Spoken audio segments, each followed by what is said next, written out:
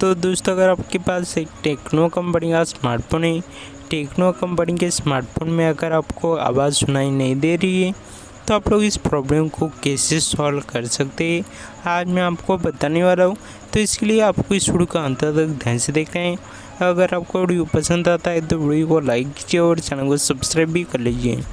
तो देखिए, इस प्रॉब्लम को सॉल्व करने के लिए सबसे पहले आपको आपके स्मार्टफोन में सेटिंग ऑप्शन ओपन करना है। सेटिंग ऑप्शन को ओपन करने के बाद यहाँ पे बहुत सारे ऑप्शन आपको दिखते हैं। तो यहाँ पे देखिए, साउंड एंड वाइब्रेशन वाला जो ऑप्शन है इसके ऊपर आपको क्लिक कर देना है।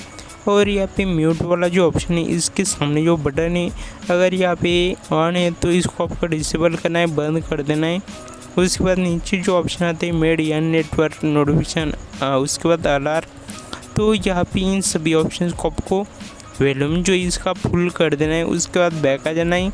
बैक आने के बाद यहाँ पे देखिए सिस्टम मैनेजमेंट वाला जो ऑप्शन है इसके ऊपर क्लिक करना है और आपके स्मार्टफोन में कोई अपडेट अवेलेबल है क्या आपको चेक करना है। अगर यहाँ पे अपडेट अवेलेबल दिखा रहा है तो सबसे पहले आपको आपके स्मार्टफोन का अपडेट कर देना है।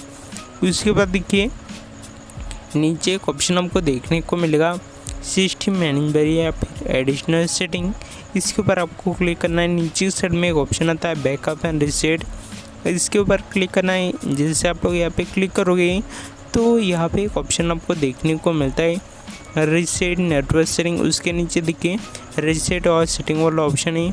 इसके ऊपर आपको क्लिक करना है। आपके स्मार्टफोन में जो पासवर्ड है उसको वेरीफाई करना है। उसके बाद आपको रीसेट और सेटिंग जो ऑप्शन है इसको क्लिक कर देना है और सभी सेटिंग को रीसेट कर देना है।